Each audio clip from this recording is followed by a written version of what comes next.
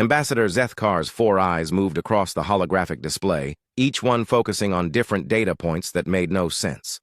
The tall, crystal-bodied alien had reviewed first contact reports from over 300 species in his 2-century career. Every species followed predictable patterns. The aggressive ones fought, the peaceful ones hid. The smart ones tried to negotiate. The humans did all 3 at once, plus several things that had no category. "This cannot be correct," Zthar muttered, his voice creating harmonic tones that translated through the chamber's speakers. "Computer, verify translation accuracy of the human behavioral reports." The artificial intelligence's calm voice responded immediately. "Translation accuracy confirmed at 99.7%. All data has been cross-referenced with 17 independent observation teams." Zthar's crystal body flickered with confusion. Patterns. According to the reports, humans had discovered controlled fire 1 million years ago, developed agriculture 10,000 years ago, and somehow managed to split atoms and reach space within the last century. The timeline was impossible. Most species took at least 50,000 years between agriculture and atomic energy. But the timeline wasn't the strangest part. The strangest part was what humans did with their technology. "Display behavioral anomaly file 77 alpha, Zthar commanded. A 3-dimensional recording appeared in the air. It showed a human male standing at the edge of a perfectly functional aircraft, thousands of feet above the ground. The human was smiling. Then, without any apparent threat or coercion, the human jumped out of the aircraft. "Computer, explain the human's motivation for this action." According to human testimony, the subject engaged in this behavior for entertainment purposes. Humans refer to this activity as fun. Zthar's body went completely transparent, a sign of extreme confusion among his species. The human jumped from a functional aircraft for pleasure? Affirmative. Furthermore, humans have created an entire industry around this activity.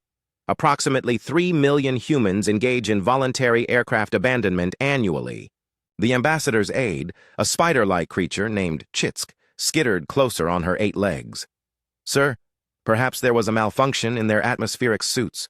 Oxygen deprivation could explain irrational behavior." "Negative," the computer replied. "Humans require no atmospheric assistance at that altitude. The activity is performed in their natural atmospheric conditions." Zthar opened another file. This one showed humans consuming liquid that the chemical analysis identified as ethyl alcohol, a substance toxic to nearly every known species. The humans weren't consuming it accidentally or under duress. They were paying currency for it, laughing while drinking it, and apparently enjoying the experience of poisoning themselves. "Computer, what percentage of human adults regularly consume ethanol?" Approximately 87% of human adults consume ethanol recreationally. Many humans consider the inability to consume ethanol without severe reactions to be a medical condition requiring treatment. Chitsk's mandibles clicked nervously. "Sir, perhaps these humans are a warrior species that builds tolerance to poison for combat purposes?" Another file opened. This one showed human military exercises. Zthar expected to see the disciplined formations and logical tactics that characterized warrior species throughout the galaxy. Instead, he watched human soldiers running directly toward explosions while making loud vocalizations. "Computer, translate the vocalizations made by human soldiers during combat exercises." Common vocalizations include "This is awesome," and "Did you see that?" and various references to maternal figures. Many soldiers also produce rhythmic vocalizations that appear to be musical in nature. "They sing during combat?" Affirmative. Human military doctrine includes battle songs, designed to improve morale and coordination. Many units create original compositions specifically for combat situations. Zthar had seen enough. He activated the communication system that would connect him to the Galactic Confederation Council. Within moments, holographic representatives from dozens of species materialized around the circular chamber. "Honored colleagues," Zthar began, "I must report a significant anomaly in our newest contact species. The humans appear to be collectively suffering from a form of species-wide psychological dysfunction." The representative from the hive minds, a floating geometric shape that pulsed with inner light, responded first. "Define dysfunction, Ambassador." They actively seek danger for recreational purposes. They consume toxins for pleasure. Their military tactics prioritize aggression over survival. They have developed entire industries based on activities that should trigger every evolved survival instinct. The Aquatic Federation's representative, a being that existed as a controlled water formation, rippled with what translated as amusement. Perhaps they simply have different survival mechanisms. Some species appear chaotic, but follow deeper patterns. I considered that possibility, Zthar replied. However, humans also demonstrate advanced problem-solving abilities, complex social structures, and remarkable technological advancement. They are simultaneously highly intelligent and completely irrational. The chamber fell silent as the representatives processed this information. Finally, the eldest member of the council, a gas cloud entity known as the Ancient Voice, spoke in whispers that seemed to come from everywhere at once. "Show us their space vessels." Zthar activated the latest recording from their monitoring station. A human spacecraft approached the diplomatic platform, following standard docking procedures. Everything appeared normal until the final approach. Instead of completing the careful, controlled docking maneuver that every other species used, the human pilot began performing what their communications identified as barrel rolls. The human ship spun end over end while maintaining its approach vector, a maneuver that served no tactical or practical purpose.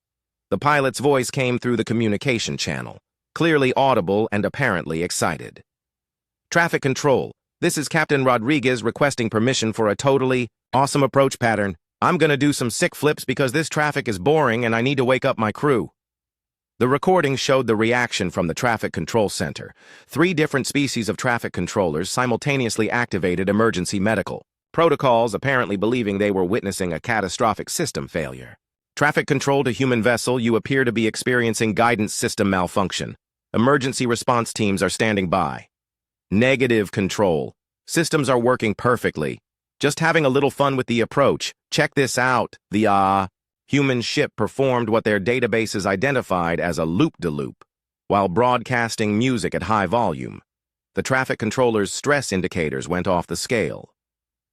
The Ancient Voice's whisper filled the chamber with what sounded like cosmic laughter. "Fascinating. They have achieved spaceflight capabilities equivalent to our most advanced species, yet they use these capabilities for entertainment? That's not the most concerning part," Zthar continued. "Analysis of their home planet. Communications shows that humans regularly broadcast recordings of themselves engaging in dangerous activities for the amusement of other humans. They have created a global network specifically for sharing documentation of their own poor decision-making." Chitsk pulled up additional files. "Sir, should we show them the Extreme Sports compilation?" "Perhaps that can wait," Zthar said quickly.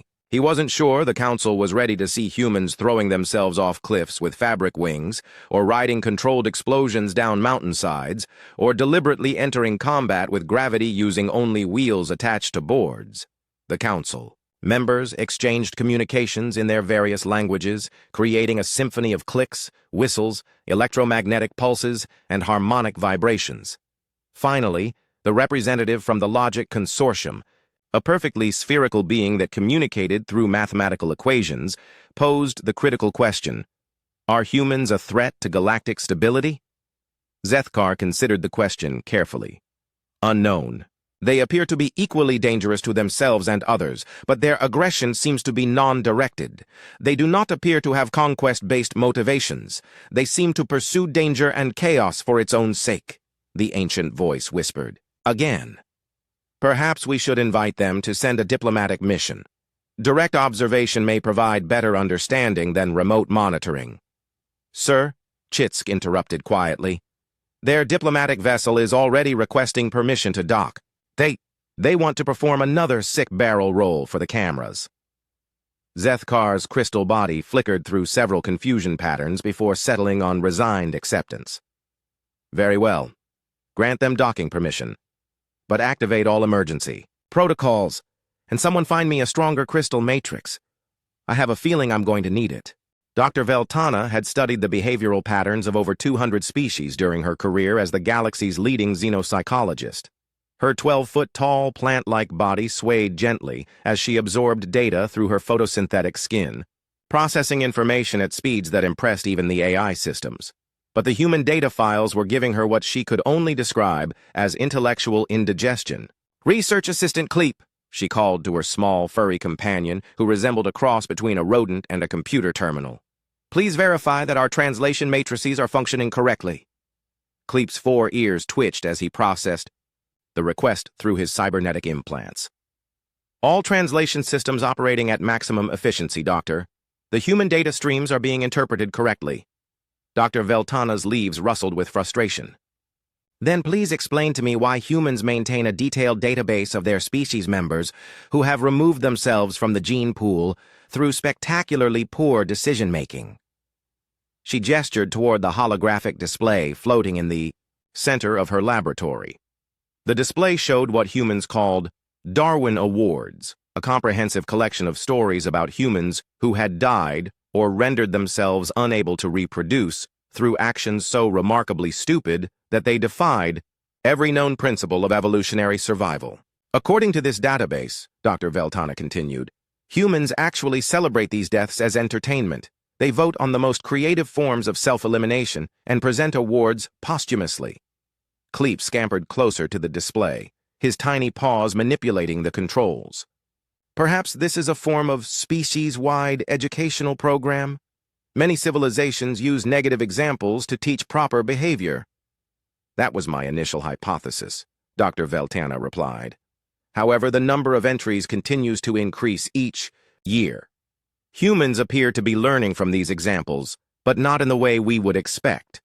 Instead of avoiding the behaviors that led to elimination, they seem to be inspired to create more creative variations." The display changed to show a recent entry. A human male had attempted to retrieve a frisbee that had become stuck in power lines. Instead of using a non-conductive tool or calling professionals, he had climbed a metal ladder while carrying a metal rake during a thunderstorm.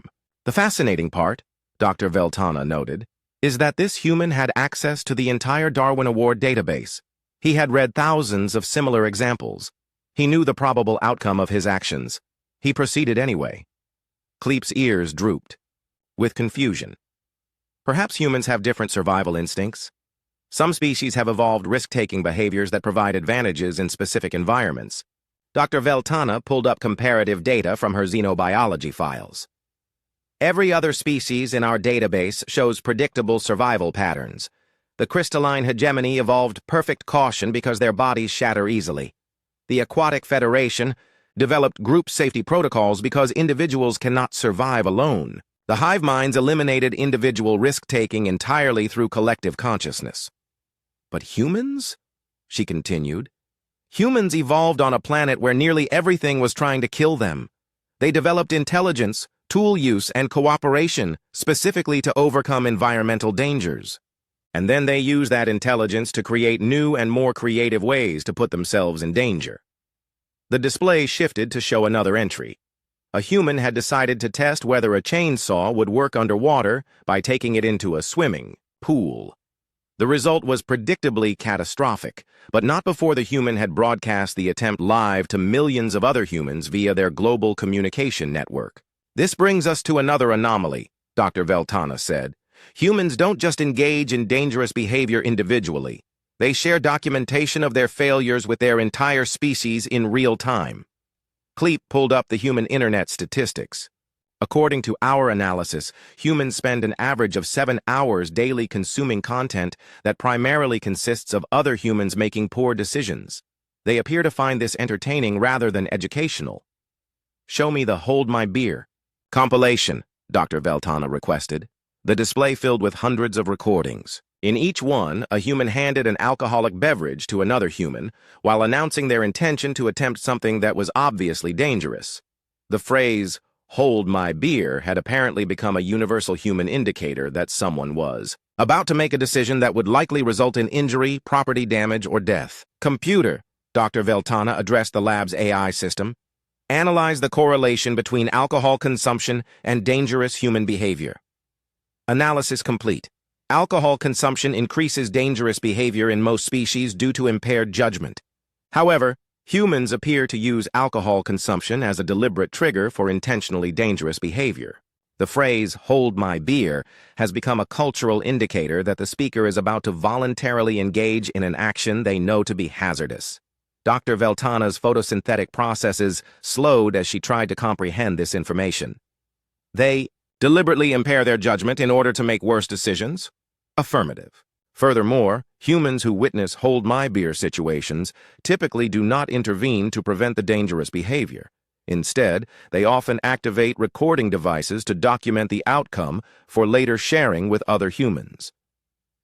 Cleep's cybernetic implants buzzed with processing strain. Doctor, I've found something else. Humans have subcategories within the Darwin Awards. They have special recognition for creativity, style, and what they term spectacular failure. The display showed the subcategories. There were awards for most creative use of household items, best misunderstanding of physics, and most impressive property damage. Each category contained hundreds of entries, all documenting humans who had eliminated themselves from the gene pool in increasingly elaborate ways. This one, Cleep highlighted a particular entry, involves a human who attempted to create a rocket-powered wheelchair using fireworks and a shopping cart. The attempt was broadcast live during what humans call a family barbecue. Dr. Veltana's leaves began changing color with cognitive stress. The human had access to advanced transportation technology, medical mobility devices, and safety equipment. Instead, he chose to strap explosive devices to a metal cart and launch himself across a residential area. The comments from other humans are particularly interesting, Cleep noted. Instead of expressing horror or dismay, most humans responded with phrases like, "awesome," "hold my beer," and "I want to try that." The display shifted to show the Human Global Communication Network's response to Darwin Award content. Videos of spectacular failures regularly received millions of views and thousands of comments. The comments weren't warnings or expressions of concern. They were typically humans sharing their own plans for similar or more dangerous activities. Computer, Dr. Veltana requested, calculate the probability that a species exhibiting these behavioral patterns could achieve spaceflight and galactic communication capabilities. Calculating. Probability is 0.00047%. The behavioral patterns described are incompatible with the survival requirements necessary for technological advancement to spaceflight levels. And yet, Dr. Veltana observed, humans have achieved exactly that. They've not only reached space, they've done so while maintaining their species-wide commitment to recreational self-endangerment. Cleep pulled up additional files. Humans have actually taken their Darwin Award behaviors into space. They've documented astronauts attempting to see how fast they can spin in zero gravity until they vomit, racing through space stations on wheeled devices, and trying to cook food using improvised methods that violate multiple safety protocols. Show me the space station footage. The display filled with recordings from human space installations. In one video, human astronauts were using their advanced propulsion packs to play a game they called Cosmic Tag around the outside of their space station. In another, they had jury-rigged their laboratory equipment to create what they termed the ultimate space smoothie, using equipment designed for scientific research. Dr. Veltana's entire body began glowing with the bioluminescent patterns that indicated severe psychological distress. Cleep, prepare my report for the Galactic Confederation Council. Title it, Species Analysis, Humans, a Paradox of Intelligence and Self-Destructive Behavior. What should I list as your primary conclusion, Doctor? Dr. Veltana swayed silently for several minutes, processing everything she had observed. Conclusion: humans represent a unique evolutionary paradox. They have developed sufficient intelligence and cooperation to overcome the dangers of their environment and achieve spaceflight. However, they have simultaneously maintained and even celebrated the self-destructive behaviors that should have prevented their survival as a species. She paused, her leaves rustling with what could only be described as cosmic confusion. Recommend immediate further study. Also recommend that all observation teams be equipped with enhanced psychological support systems. Prolonged exposure to human behavioral patterns may cause permanent damage to researchers' faith in the fundamental principles of evolution and survival. Cleep's ears drooped sympathetically. "Should I schedule you for a session with the therapeutic light chamber, Doctor?" General Cortax had commanded forces in 17 different galactic conflicts, leading armies across 3 different galaxy arms and facing every known type of military strategy. His massive, armor-plated body bore scars from battles with the most ferocious warrior species in known space. He had seen berserker charges, calculated tactical retreats, logical siege warfare, and even the chaotic swarm attacks of the insectoid collective, but the reports sitting on his command desk made no sense whatsoever. "Lieutenant Vexmore," he growled. To his aide, a sleek reptilian being with scales that shifted color based on his emotional state. "Are you certain these reports haven't been corrupted by enemy intelligence operations?" Vexmore's scales flickered through nervous purple patterns.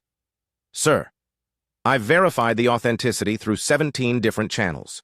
All reports come directly from our military observers embedded with human forces. Each report has been independently confirmed by at least 3 separate observers from different species." General Cortax's 4 arms spread the holographic files across his command table. Each file contained battlefield recordings and tactical analysis from human military operations. According to the data, humans didn't just fight wars.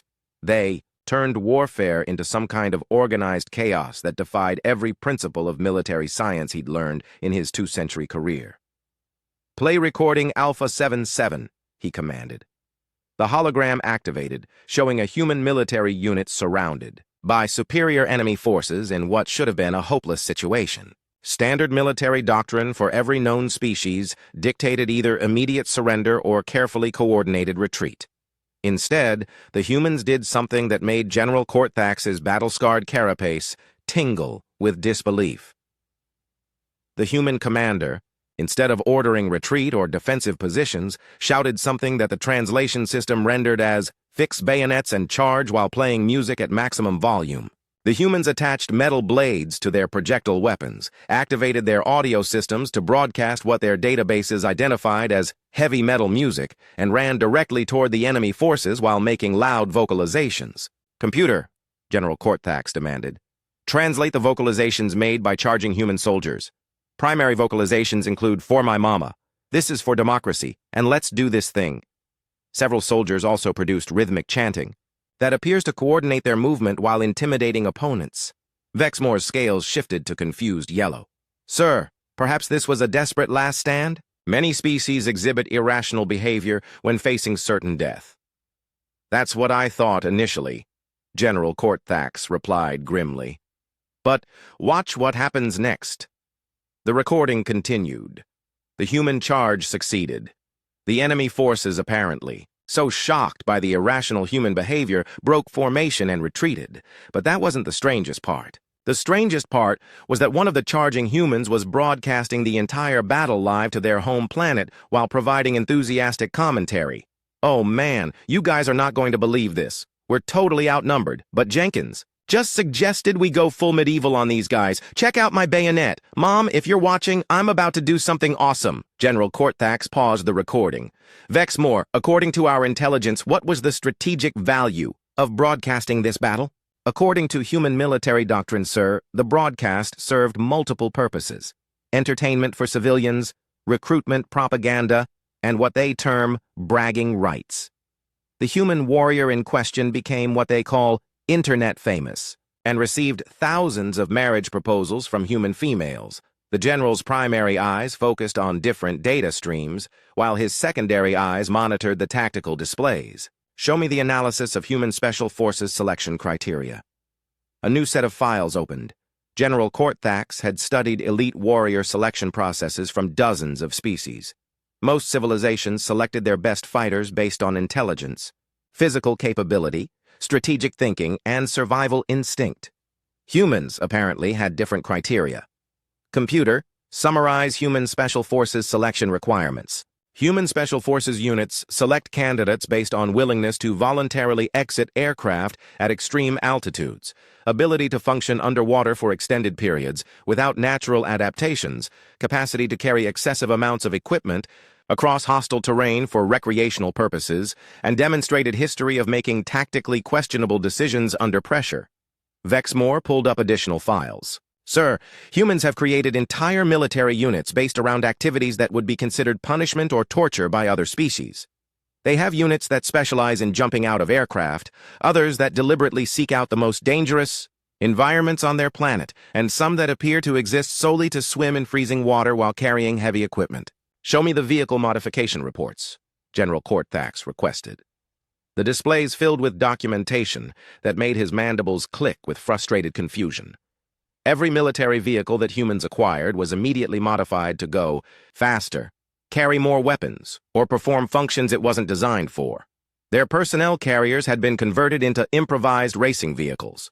Their aircraft had been modified with unofficial weapons systems created from spare parts. Their naval vessels had been equipped with what humans called really cool sound systems, powerful enough to be heard across entire ocean basins. Computer, explain the tactical advantage of extremely loud musical systems on naval vessels. Analysis indicates no tactical advantage. Human naval personnel report that loud music makes everything more epic and helps them get pumped up for battle. Several enemy forces have surrendered after being subjected to human music at high volume, though this appears to be an unintended psychological warfare effect. General Cortax opened another file that made his auxiliary hearts skip beats.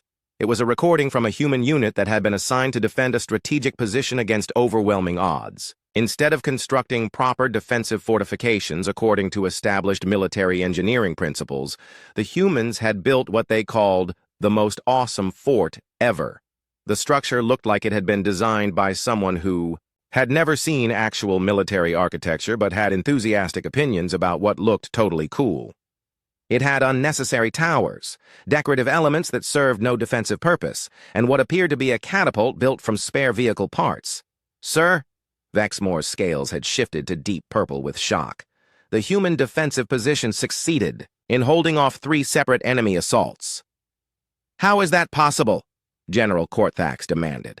According to the analysis, enemy forces were so confused by the unconventional design that they couldn't determine proper attack vectors. The decorative elements created psychological uncertainty, and the improvised catapult caused significant psychological trauma when it launched what humans call glitter bombs at enemy positions. The general's 4 arms began displaying stress positions. Are you telling me that humans defeated military forces through the use of small reflective particles? Yes, sir. Enemy soldiers reported severe morale damage from being glittered and refused to continue the assault. Human forces celebrated by playing loud music and consuming alcoholic beverages while still under enemy observation. General Cortax activated his command chair's massage functions and prepared himself for the worst report. Show me the human urban warfare documentation. The files that opened made his previous confusion seem simple by comparison. Humans didn't just fight in cities. They turned urban environments into 3-dimensional playgrounds of destruction. They rappelled down buildings while firing weapons, used construction equipment as improvised assault vehicles, and somehow turned everyday city infrastructure into weapons platforms. In one recording, a human unit had converted a municipal bus into what they called a battle bus by adding armor plating, weapon mounts, and what appeared to be rocket boosters. They then drove this improvised vehicle through enemy positions while broadcasting music and providing live commentary like sports announcers. Computer, analyze the tactical effectiveness of the battle bus approach to urban warfare. Tactical. Analysis indicates 73% success rate, primarily due to enemy forces being unable to predict or counter such unconventional methodology. Secondary effects include significant enemy morale damage due to psychological impact of humans appearing to enjoy combat situations. Vexmore's scales had given up trying to display his emotional state and had settled into a pattern that roughly translated as complete cognitive overload. Sir, there's one more file you should see. It's classified as Emergency Protocol Human Innovation. The final recording showed a human engineering unit that had been tasked with crossing a river while under enemy fire. Standard military doctrine called for pontoon bridges, amphibious vehicles, or aerial transport. Instead, the humans had apparently decided to build what they called the ultimate water slide, using salvaged materials and questionable physics. Not only had they successfully crossed the river, they had done so while cheering, taking pictures, and inviting enemy forces to come try this awesome slide. Ambassador Zthar had prepared for every possibility during his cultural exchange mission to Earth. His diplomatic team had studied human customs, learned their greeting rituals, and practiced their strange handshaking behavior. They expected to find a militaristic society that explained human combat behavior, or perhaps a harsh world that had forced humans to develop their survival-challenging tendencies. Instead, they discovered something far more disturbing. Humans had turned danger into entertainment and built entire industries around activities that would be considered torture devices by any rational species. Ambassador, his aide Chitsk whispered as their shuttle approached what humans called a theme park. Are you certain these structures are not military installations? Some of those towers appear to be designed for launching projectiles. Zthar's crystal body flickered with uncertainty as he studied the massive structures rising from the Earth landscape. Twisted metal tracks soared hundreds of feet into the air, forming loops and spirals that defied both gravity and common sense.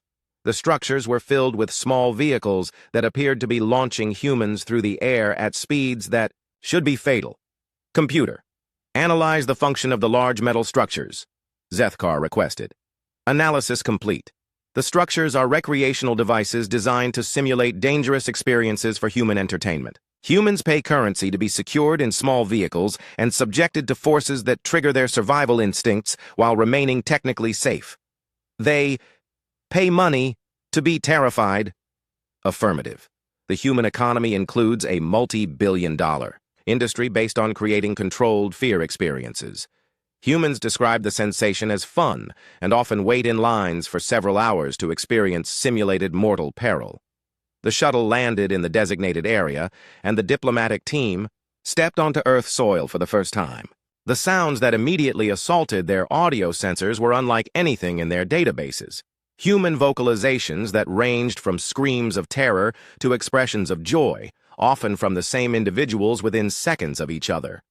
Their human guide, a cheerful female named Sarah who seemed completely unaware that she was surrounded by instruments of simulated death, greeted them with enthusiasm that made several team members activate their emergency medical protocols. "Welcome to Adventure World," Sarah announced.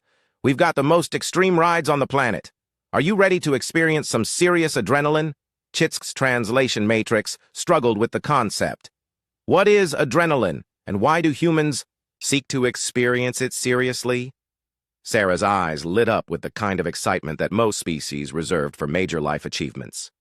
"Oh, it's the best feeling ever. Your heart races, your blood pumps. You feel like you're going to die, but you know you're safe. It's totally addictive." Zthar's diplomatic training had covered many challenging situations, but nothing had prepared him for beings who described feeling like they were going to die as totally addictive. "Perhaps we could observe these activities from a safe distance?" "Sure.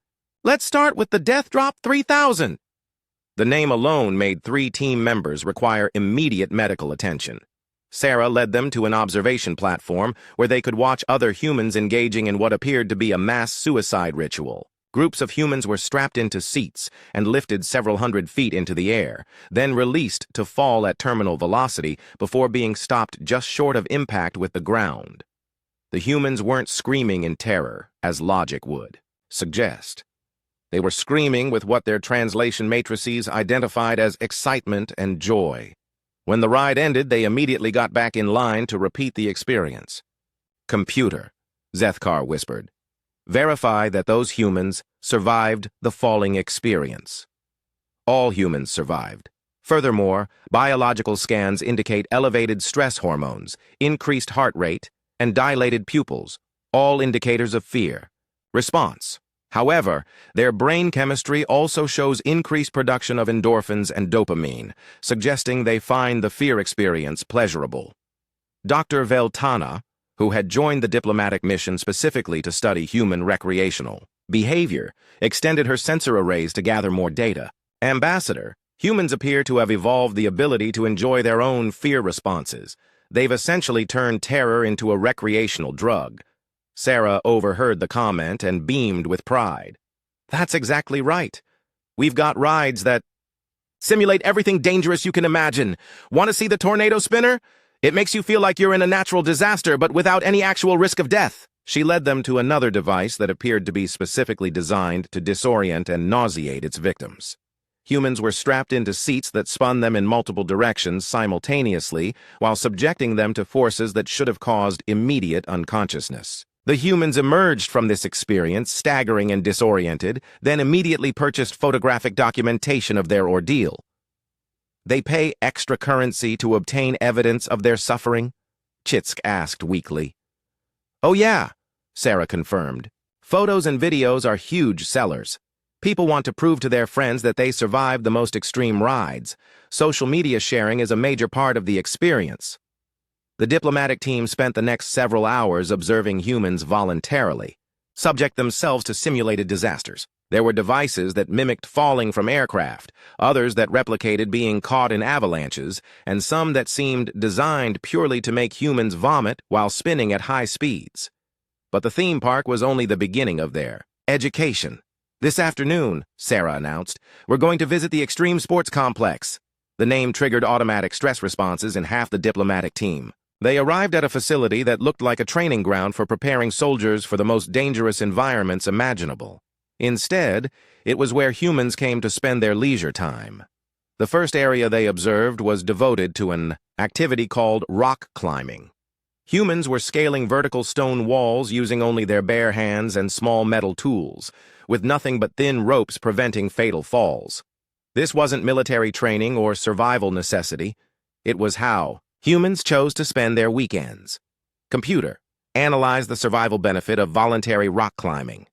Analysis indicates no survival benefit. Humans engage in rock climbing for recreational purposes, specifically seeking routes that are more challenging and dangerous. Advanced practitioners deliberately choose paths that have higher probability of injury or death. In the next area, humans were throwing themselves off platforms while attached to elastic cords in an activity called bungee jumping. The entire point seemed to be to fall as far as possible before being yanked back up by the stretchy rope. Humans paid extra money for higher platforms and longer falls. Dr. Veltana's sensors were overloading from the contradictory data. Ambassador, humans have not only survived evolution on a dangerous planet, they've recreated all the dangers they overcame and turned them into leisure activities. The next demonstration nearly caused a diplomatic incident. Sarah led them to an area where humans were deliberately jumping into water from increasingly higher platforms. This activity, called cliff diving, involved humans calculating the exact angle and velocity needed to enter water without killing themselves, then performing aerial acrobatics during the fall. The really hardcore divers, Sarah explained enthusiastically, try to get as close to the rocks as possible without actually hitting them. It's all about pushing the limits. Zthar watched a human perform multiple rotations in midair before entering the water with precision that would impress military pilots. This human possesses exceptional spatial awareness and mathematical calculation abilities. Surely this is training for some vital survival skill. Nope, Sarah replied cheerfully. Jake just does it because it's awesome. He's an accountant during the week. The revelation that humans use their advanced cognitive abilities to calculate more creative ways to endanger themselves for fun caused 2 more team members to require medical evacuation. But the tour wasn't finished. Sarah next took them to observe mountain biking, where humans rode wheeled vehicles down mountainsides at speeds that turned trees and rocks into potentially fatal obstacles. The humans weren't trying to reach destinations efficiently. They were specifically choosing the most dangerous possible routes down mountains because those routes were more exciting. Computer, what is the fatality rate for human mountain biking? Fatality rate is approximately 0.5 deaths per 100,000 participants annually. However, injury rate is 85%, with most participants experiencing multiple injuries throughout their recreational careers. And humans continue this activity despite the injury rate? Affirmative. Many humans consider injuries to be indicators of successful participation. Scars from mountain biking injuries are displayed with pride as evidence of courage and skill. Chitsk's mandibles were clicking with stress overload. Sir, humans collect injuries as recreational trophies? The final stop on their tour was what Sarah called the Underwater Cave Diving Center. humans equipped themselves with breathing apparatus and deliberately entered flooded cave systems where they could become lost. The emergency session of the Galactic Confederation Council had been called with unprecedented urgency. Every species representative materialized in their holographic forms around the Great Chamber, their various communication methods creating a symphony of concerned noises. The crisis was unlike anything they had faced in the 50,000 years since the Confederation's founding. The Devourers had returned. Supreme Chancellor Mordak, a being of pure energy contained within geometric crystalline matrices, addressed the assembly with harmonics that conveyed barely controlled panic. Fellow beings, our long-range sensors have detected the approach of the Devourer fleet. They will reach our outer systems within one standard galactic month. The chamber fell, silent except for the sound of various species' stress responses. The Devourers were the ancient enemy that had driven the founding species to create the Confederation in the first place. They were a hive-minded species that consumed civilizations by analyzing their logical responses and countering them with perfect tactical precision. Computer display tactical simulations for defensive scenarios against Devourer fleet, Chancellor Mordak commanded. The holographic displays filled with battle projections. Every simulation showed the same result: complete defeat. The Devourers had evolved over millions of years to counter every rational military strategy. Their hive mind could process and respond to logical tactical decisions faster than individual commanders could make them. General Cortax activated his communication array from his war room. Honorable Council, I've run 17,000 different battle scenarios using every known military doctrine in our databases. The outcome is invariable. The Devourers counter our strategies before we can implement them. The representative from the Logic Consortium, a perfect sphere that communicated through mathematical equations, pulsed with computational distress. The problem is fundamental. The Devourers evolved to defeat species that make rational, survival-based decisions. Our entire civilization is built on logical thinking patterns that they can predict and counter. Dr. Veltana's plant-like form swayed as she addressed the council through her communication array. Perhaps this is why the ancient records speak of the Devourers as an unstoppable force. Every species they encountered followed predictable survival patterns. They've never faced anything that doesn't make logical sense. Ambassador Zthar's crystal body suddenly blazed with excited light patterns. Council members, I believe I may have a solution. It's completely insane, but that might be exactly what we need. The chamber's attention focused on Zthar as he continued. The humans have volunteered to serve as our frontline forces. Initially, I planned to politely decline their offer, assuming they would be eliminated quickly. However, after studying their behavioral patterns, I believe they represent exactly the kind of illogical opponents that the Devourers have never encountered. Chancellor Mordak's energy patterns flickered with confusion. Ambassador, please clarify. Are you suggesting we rely on the humans' apparent psychological dysfunction as a military strategy? Not dysfunction, Zthar replied. Tactical unpredictability. The Devourers defeat logical opponents by predicting their rational responses. Humans don't make rational responses. They make responses that seem designed to maximize danger and entertainment value. General Cortax's voice carried a note of desperate hope. Council, I've reviewed human military tactics extensively. Their approach to warfare violates every principle of logical combat doctrine. If the Devourer's advantage comes from predicting rational behavior, human irrationality might be exactly what we need. The Council voted to implement what became known as the Human Unpredictability Doctrine. Human forces were given primary responsibility for first contact with the Devourer fleet, with Confederation forces providing support and coordination. What happened next became the most studied military engagement in galactic history. The human fleet approached the Devourer armada using what their commander described as totally sick space maneuvers. Instead of maintaining defensive formations or executing strategic retreats, human ships performed barrel rolls, played music at volumes that could be detected across solar systems, and broadcast live commentary of their own battle preparations. This is Captain Rodriguez aboard the UES Totally Awesome, came the transmission that was picked up by monitoring stations across the galaxy. We're about to engage an enemy fleet that's supposed to be unbeatable. Chat, if you're watching this stream, Smash that like button because we're about to do something either really cool or really stupid. The Devourer hive mind attempted to analyze human tactical patterns and found no logical framework to process. Human ships moved in formations that served no strategic purpose, communicated using phrases that contained no tactical information, and appeared to be treating the battle as some form of entertainment broadcast.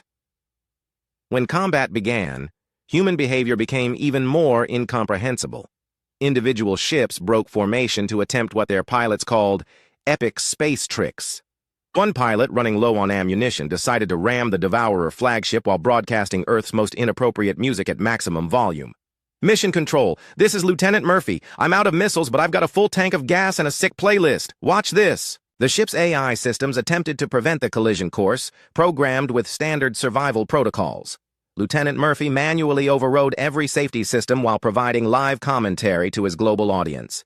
Okay, viewers, the computer is being super lame about this ramming maneuver, but that's what manual override is for. Remember, kids, always disable your safety systems when you want to do something awesome. The Devourer hive mind had no response protocols for opponents who deliberately disabled their own safety systems while providing educational commentary to an entertainment audience. The collision wasn't just tactically unprecedented, it was philosophically incomprehensible, but the ramming attack wasn't the moment that broke the Devourer invasion. That honor belonged to the crew of the UES Hold My Beer, who had been tasked with defending a critical space station. When Devourer forces surrounded their position, the human crew implemented what they called Plan Awesome. They converted their defensive platform into what they termed the galaxy's most epic disco ball by coating it with reflective materials and installing rotating lights. Then they began broadcasting a combination of Earth music, comedy routines, and cooking shows while engaging in combat maneuvers that appeared to be choreographed to the music. The Devourer hive mind evolved to process and counter logical military responses, suffered what could only be described as a collective nervous breakdown, trying to analyze human tactics that included synchronized space dancing, weaponized glitter cannons, and combat strategies based on internet memes. Confederation Command, this is the Hold My Beer, Captain Kim transmitted, while her crew performed evasive maneuvers timed to disco music. We've got the enemy fleet completely confused. They keep trying to predict our next move, but joke's on them. We have no idea what we're doing either. The turning point came when human forces launched what they called Operation Meme War. Instead of conventional weapons, they began broadcasting Earth's most absurd internet content directly at Devourer ships. The hive mind, attempting to process and respond to videos of cats, humans falling off skateboards, and something called Rick rolling, suffered cascading system failures. The final blow was delivered by the engineering crew of the UES Maximum Effort, who had jury-rigged their ship's communication system to broadcast every Hold My Beer video in human history directly into the Devourer command frequency. The alien hive mind, confronted with thousands of hours of humans making spectacularly poor decisions for entertainment purposes, simply shut down. The Devourer fleet retreated not because they had been defeated in conventional combat, but because they could not process the concept of opponents who treated warfare as a form of recreational activity that they broadcast for entertainment while providing commentary on their own tactical mistakes. The Emergency Council session reconvened 3 days later to analyze the results. Chancellor Mordak's energy patterns displayed something that could only be described as cosmic amusement. Council members, I hereby propose that we officially reclassify humans from potentially dangerous to chaotic neutral allies and establish the human unpredictability doctrine as our primary defense strategy. Dr. Veltana's analysis was added to the official record. The key finding is that humans didn't defeat the Devourers through superior firepower or tactics. They defeated them by being so fundamentally unpredictable that the Devourer hive mind couldn't process their behavior patterns. The humans essentially won by being too chaotic to understand. General Cortax submitted his recommendation for human military integration. Humans should be recruited for all future defensive operations. Enemy forces that rely on predicting opponent behavior will be completely unprepared for human tactical doctrine, which appears to be based on the principle that if something seems too dangerous and stupid to work, humans will try it anyway and somehow succeed.